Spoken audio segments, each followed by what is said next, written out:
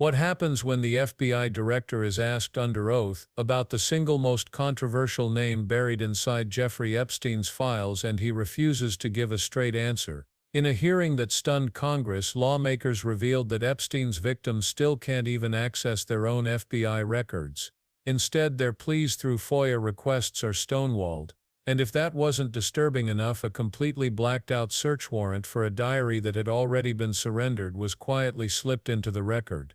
But the real shock came when a congressman asked the director point-blank, "Did you stop reading the Epstein files the moment you saw Donald Trump's name?" What followed was a heated clash filled with evasions, denials, and explosive accusations. I have reviewed not the entirety of the files, so you haven't reviewed all of the Epstein files? Personally, no. You're the director of the FBI. This is the largest sex trafficking case the FBI has ever been a part of. Buck stops at the top, and your testimony today is you have not reviewed all the files. What I've been doing is been busy providing the safest country this country has seen in modern U.S. history in historic speed, because the men and women of the FBI are given the resources to reduce the homicide rate, to reduce the drug trafficking rate, to reduce the amount of children that are being trafficked, and the number of pedophiles. It sounds like those children being trafficked would appreciate the director reviewing the files. You said you don't know the number of times Trump's name appears in the files, so it could at least be 1,000 times. Is that right? The number is a total misleading factor. We have not released anyone's name in the Epstein files that has not been credible. Director, could it at least be 1,000 times? We have released every piece of legally permissible information. Okay, you can characterize the numbers however you want it. Claiming my time, Director. It sounds like if you don't know the number, it could at least be 1,000 times. It's not. It's not. Is it at least 500 times? No. Is it at least 100 times? No. Then what's the number? I don't know the number, but it's not that. Do you think it might be your job to know the number? My job is to provide for the safety and security of this country. My job is not to engage in political innuendo so you can go out to the sticks and get your 20-second hit in your fundraising article. My time, Director. Keep going, reclaiming your time, because the people of California are being underserved by your representation. If the president is not implicated, why not release everything that involves him? We have released everything, the president and anyone else's side, that is credible and lawfully be able to be released. Your fixation on this matter and baseless accusations that I'm hiding child pedophiles is disgusting. Anyone that says that needs to look at the stats alone and go back to the state of California, who's receiving the biggest surge in FBI resources through my redeployment, because the cities of Los Angeles, San Diego, and San Francisco need it. Director, remembering your oath to tell the truth, did you ever tell Donald Trump his name is in the files? I have never spoken to President Trump about the Epstein files.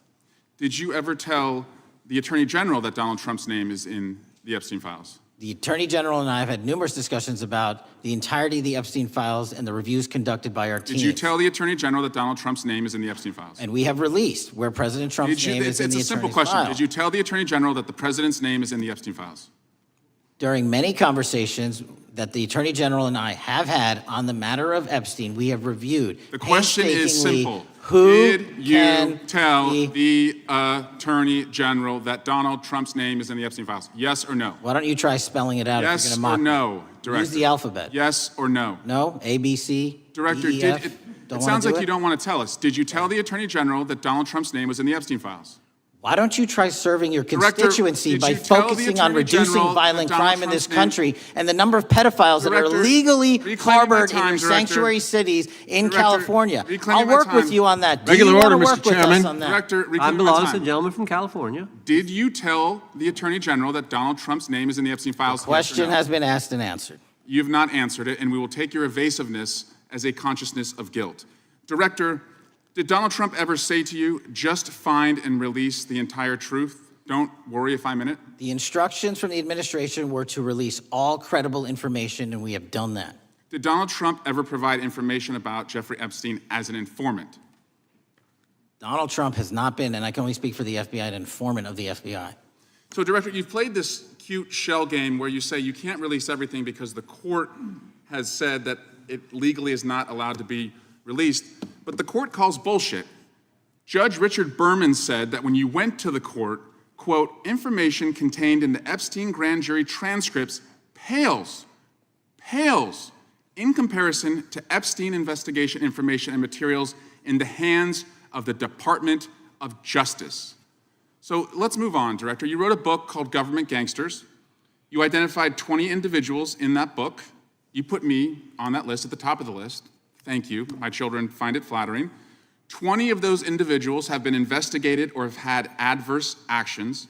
Director, considering that you have identified these people as, quote, government gangsters, will you recuse yourself from making any investigation decisions about these individuals? Anyone that has been terminated at the FBI has been done so No, the because question they failed again, to meet the muster Director, and their constitutional I will obligation. work on the audio-visual capabilities. I'm of going to the room, so borrow I don't your think you can hear me. terminology and call I'm reclaiming bullshit my on your time. entire career in I'm Congress. reclaiming my It has time, been a Director. disgrace to the American Director, I'm people. reclaiming my You time. can Will reclaim your you time all you recuse want. yourself? Mr. Chairman, you're going to allow a witness to speak this way? Mr. Chairman, would you give... Recuse yourself, Director. The gentleman has no time to... Mr. Chairman, would you reclaim. admonish the point of- witness not to insult members? The gentleman has no time. Mr. Chairman, the just committee will remember. Quick point of order. Could the gentleman be extended an additional 20 seconds to complete his thoughts, since the witness decided to interrupt him And continuously? then the witness will be able to respond if he wants. We'll make sure Thank he has you. time to do that. My question Gentleman, is, continue. will you, Director, recuse yourself, yes or no, from investigating or making decisions about the 60 individuals, including myself, that you identified as government gangsters? Yes or no? Time of the gentleman has expired. The No. witness may respond if he would like. And the answer was no, as I heard. Correct. Okay. For the first time, we get a glimpse into how deep the secrecy runs and the questions that still hang over one of the biggest scandals in modern U.S. history. The first revelation came not from classified memos or FBI briefings but from the voices of Epstein's own victims. In a stunning move, a congressman entered into the record a series of emails that these survivors had sent to the Bureau. Their request was simple: access to their own files, the documents that detail what they endured, the records that should belong to them more than anyone else. But every attempt was blocked. FOIA requests vanished into bureaucratic silence, appeals went unanswered, and the very people who suffered most were left in the dark. The files that could provide answers about who enabled Epstein, who looked the other way, and how his empire operated remain locked away from the victims themselves. Instead, those who should be finding closure are met with walls of red tape. Lawmakers pointed out the cruel irony: how could the FBI claim to seek justice when it won't even give the survivors their own records? It was a moment that set the tone for the entire hearing. If victims are denied transparency, what hope is there for the public to ever see the full truth? And just when that seemed troubling enough, the hearing revealed something even stranger.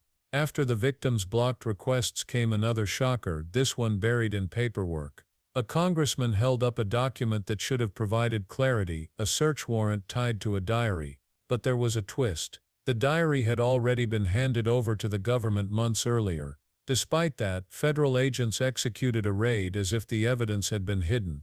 Even more puzzling, no indictments ever followed. What made the document explosive wasn't just its existence, it was its condition. The first 50 pages were almost completely blacked out, leaving nothing but a blur of redactions. It was a visual symbol of the secrecy surrounding this entire case. Why raid someone for evidence you already have? Why bury the details so deeply that the public can't read a single page? Lawmakers used this moment to highlight a growing pattern: raids without answers, files without transparency, and investigations that seemed designed to confuse rather than clarify. If a simple diary could lead to such extraordinary measures, what else was being hidden in the hundreds of thousands of pages tied to Epstein? The hearing was already raising eyebrows, but the real confrontation was only just beginning, and it centered on the man leading the Bureau himself. When the spotlight turned to the FBI director himself, the room grew tense. Lawmakers wanted clarity on one simple question: had he personally reviewed the entirety of the Epstein files? The case was, after all, the largest trafficking investigation the Bureau had ever undertaken, an operation that spanned decades, crossed borders, and implicated figures of immense power. Surely the man at the very top would have gone through every page. But his answer left the chamber in disbelief. Calmly, almost casually, he admitted that he had not read the files in full. For members of Congress, this wasn't just surprising, it was unacceptable. They pressed him again and again, asking how the nation's most powerful law enforcement official could treat a case of this magnitude with such distance.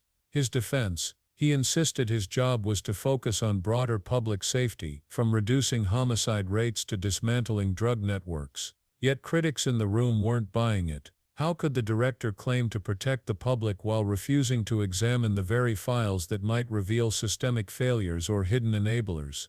That admission was a turning point. From here the questions grew sharper, the accusations heavier, and the exchanges far more explosive. With the director on the defensive, lawmakers turned to numbers.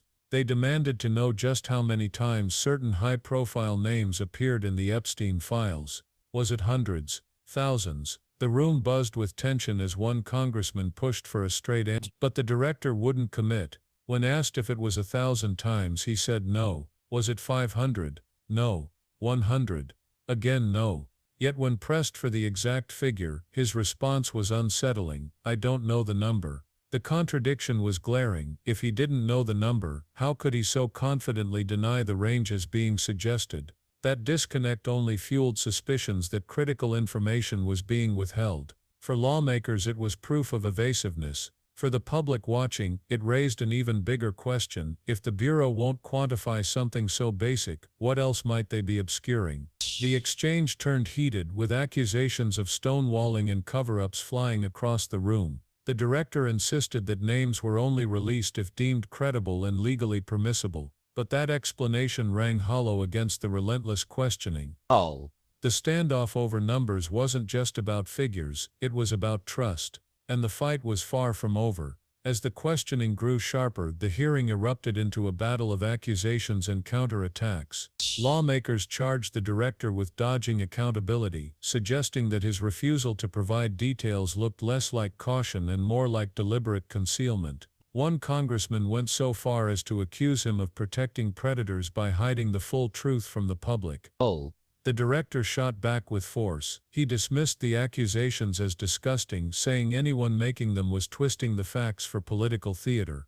Instead of addressing the core issue, he pivoted to crime rates, border challenges and resource allocations, claiming the FBI was busier than ever dismantling criminal networks across the country. But the shift in focus only fueled frustration. Members of Congress reminded him that this wasn't about statistics or broad talking points. It was about Epstein, the victims, and the unanswered questions surrounding the files. Each time the director veered off course, lawmakers pulled him back, determined to keep the spotlight where it belonged.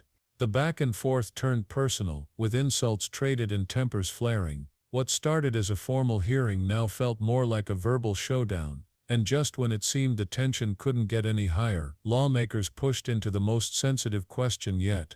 Just when the exchanges seemed ready to boil over, lawmakers aimed at the most delicate question of all: who else knew what was buried inside the Epstein files? The director was pressed repeatedly. Had he informed the Attorney General of every key detail? Had the highest levels of government been fully briefed, or were even top officials left in the dark? His answers only deepened the uncertainty. He admitted to having numerous discussions with the Attorney General, but avoided giving a clear yes or no response about specific names or details. Each time he circled the question, lawmakers grew more frustrated, cutting him off and demanding simplicity: yes or no. The tension in the chamber was palpable. His evasions were read not as caution but as intent to conceal.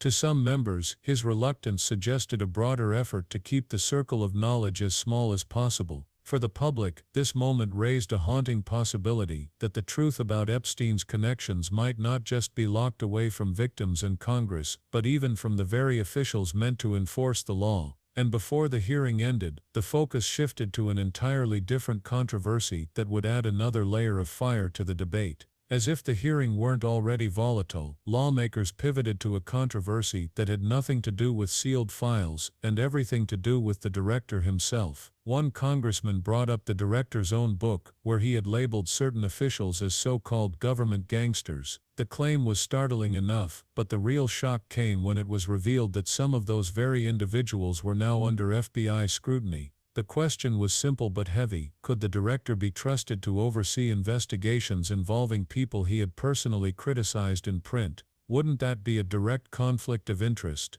Lawmakers demanded that he recuse himself from any decisions involving those individuals. The director, however, refused. He insisted that every action taken by the Bureau was rooted in law and accountability, not personal opinion. Yet the optics were damning. To his critics, it looked like the nation's top law enforcement official was waging a personal vendetta under the cover of official investigations. This moment turned the hearing into something much larger than Epstein. It became a battle over bias, impartiality, and whether the FBI itself was being weaponized. And that left one final pressing question: what bigger truths are still being kept from the American people? By the end of the hearing, one thing was clear: the Epstein case is not just about one man, it's about secrecy, accountability, and the public's right to know. Victims are still denied access to their own files. Critical documents remain buried under black ink. The director of the FBI admitted he hasn't even reviewed the full record of the Bureau's largest trafficking investigation.